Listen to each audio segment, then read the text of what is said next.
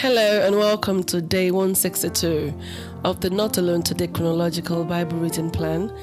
Today we'll be reading 2 Kings chapter 15 from verse 8 on to chapter 16 verse 4 using the New Living Translation.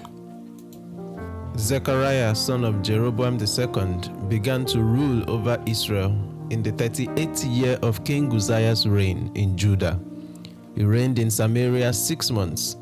Zechariah did what was evil in the Lord's sight, as his ancestors had done. He refused to turn from the sins that Jeroboam son of Nebat had led Israel to commit.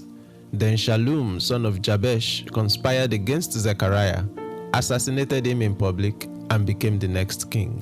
The rest of the events in Zechariah's reign are recorded in the book of the history of the kings of Israel.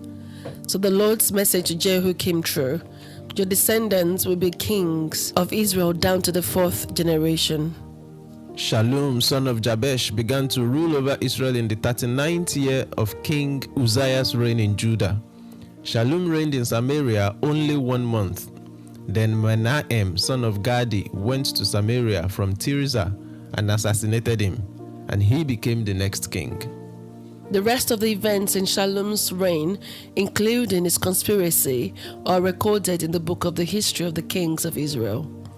At that time, Menahem destroyed the town of Tappuah and all the surrounding countryside as far as Tirzah because its citizens refused to surrender the town. He killed the entire population and ripped open the pregnant women. Menahem, son of Gadi, began to rule over Israel in the 39th year of King Uzziah's reign in Judah. He reigned in Samaria 10 years. But Menahem did what was evil in the Lord's sight. During his entire reign, he refused to turn from the sins that Jeroboam, son of Nebat, had led Israel to commit. Then King Tiglath-Pileser of Assyria invaded the land. But Menahem paid him 37 tons of silver to gain his support in tightening his grip on royal power. Menahem extorted the money from the rich of Israel, demanding that each of them pay 50 pieces of silver to the king of Assyria.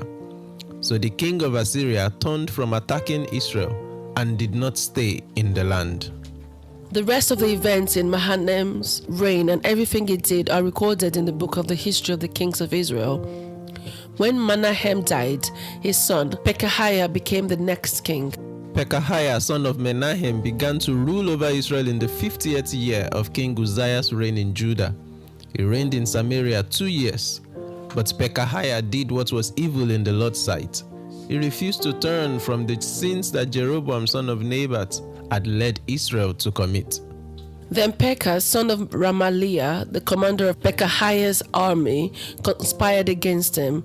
With 50 men from Gilead, Pekah assassinated the king, along with Argob and Ariah, in the citadel of the palace at Samaria, and Pekah reigned in his place.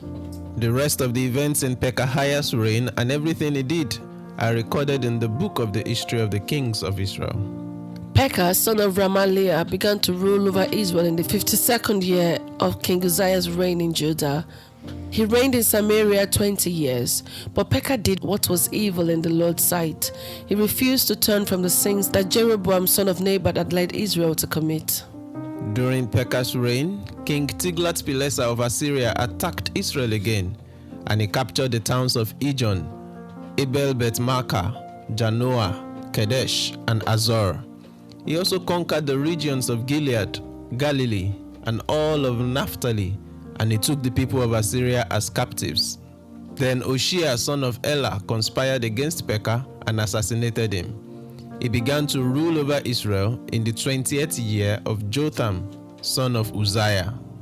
The rest of the events in Pekah's reign and everything he did are recorded in the book of the history of the kings of Israel. Jotham, son of Uzziah, began to rule over Judah in the 2nd year of King Pekah's reign in Israel. He was 25 years old when he became king, and he reigned in Jerusalem 16 years. His mother was Jerusha, the daughter of Zadok. Jotham did what was pleasing in the Lord's sight. He did everything his father Uzziah had done, but he did not destroy the pagan shrines, and the people still offered sacrifices and burned incense there. He rebuilt the upper gate of the temple of the Lord. The rest of the events in Jotam's reign and everything he did are recorded in the book of the history of the kings of Judah. In those days, the Lord began to send King Rezin of Aram and King Pekah of Israel to attack Judah. When Jotam died, he was buried with his ancestors in the city of David, and his son Ahaz became the next king.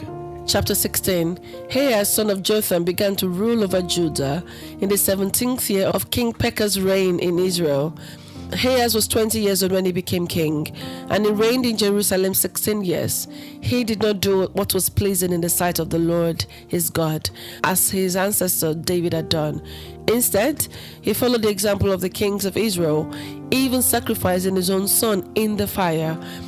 In this way, he followed the detestable practices of the pagan nations the Lord had driven from the land ahead of the Israelites.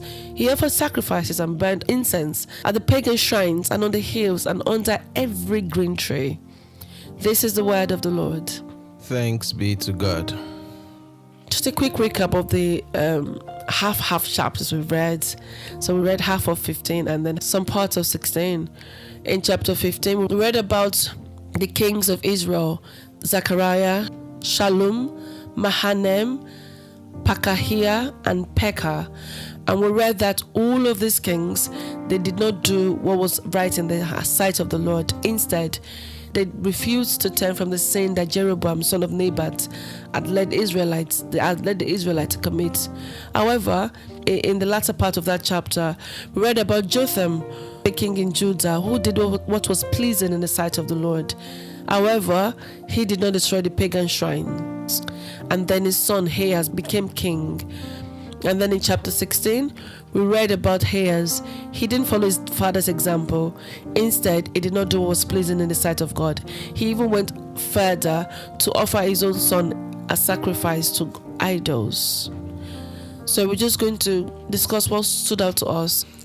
Just to further locate us in the story.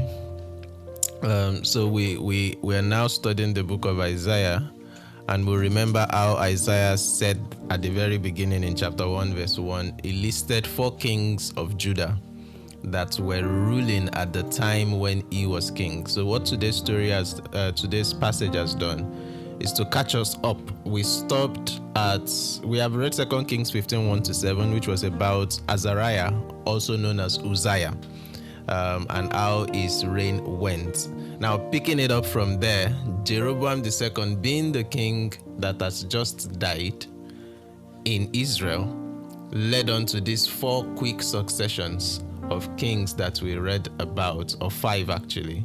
And then it brings us to a point in that story when Uzziah would have died in Judah, and then his son has come on to start reigning. We will remember from the story of Uzziah, or Azariah as the case may be, that he became a leper at some point in his reign, such that even though he seemed like he ruled for a long time, 52 years, he did not really reign for that long, because his son became in charge even before his father's death.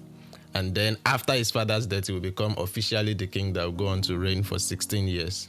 And that brings us to the story of Ahaz, which is where we are. Just trying to land us in that timeline so that we see that all these names are related and they are important to help us also relate with the book of the prophets that we are reading as we are going along, because the prophets always identify themselves with whichever kings were reigning when their prophecies were being received from the Lord. So in terms of what stood out to me, for me, 2 Kings 15:12 stood out to me. It says, so the Lord's message to Jehu came true. And what was the message? Your descendants will be kings of Israel down to the 4th generation. We remember earlier on when God gave that verdict concerning Jehu. And indeed, that's exactly what happened, because after Jehu, exactly 4 kings came directly from his descendants up until we get to the king called Zechariah. But instead of Zechariah's son taking over, Zechariah was murdered. And in fact, all the other kings tend to be whoever murders who becomes the king. And so that lineage of Jehu was also truncated at that point. His son Jehoahaz was king, and Jehoahaz handed over to Jehoash, 2nd generation.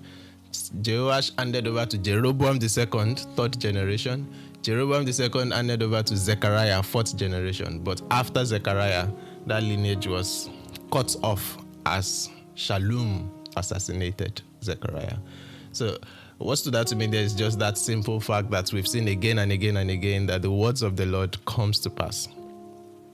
Everything the Lord has said, and the prophets do, or the chroniclers and all, they do make the point of helping us to see that what Joshua said about the walls of Jericho, that whoever builds it again will lay the foundation with his firstborn and set the gates in place with his lastborn. That also came to pass. And so anything God says, we cannot afford to belittle it. He's the one who watches over his words to perform it. How about you? What stood out to me was a repetition of how that these kings of Israel failed to do what was right in the eyes of the Lord. And apart from these chapters we've read, even in previous chapter, there's always a reference to them not turning away from what Jeroboam, son of Nebat, has done. That was very striking to me, in that instead of his name to be known as something good, it is always reiterated that this man, every other person, are doing evil in the sight of the Lord because of what this man did. Imagine being a grandchild of that king, and every time you read the account of God, is to read what your grandfather did wrong. But then sometimes the writers would allude to what David has done right as well. So for me, what stood out is that I would rather be on the side of my name or the name of my lineage being remembered for good and not for bad. Indeed. And this is going to, in some ways, help us to continue to put in context many of the other things we begin to see. So, for instance, by the time we get to the time of Jesus, and we are hearing all these things about Samaritans, this is part of where the story is coming from. Because the idea of Samaria being the capital city for the northern kingdom of Israel, and how they are almost exclusively known with idolatry, beginning with Jeroboam, their very first king, the son of Nebat, who made that possible by setting up 2 golden calves. And that continued to make those people in Judah think, actually, if we look at it, we are really the lineage or the group that continues to preserve the plans and the purposes of God. And so they began to look at the people of the northern kingdom as they don't really belong to us anymore. So much so that eventually that would descend into serious enmity, that Israelites will not pass through Samarian territory and vice versa. And they don't want to have anything to do with each other. Of course, when Jesus would give the mandate for the gospel to be shared, he would say, beginning in Judea and then going to Samaria and then to the uttermost parts of the world.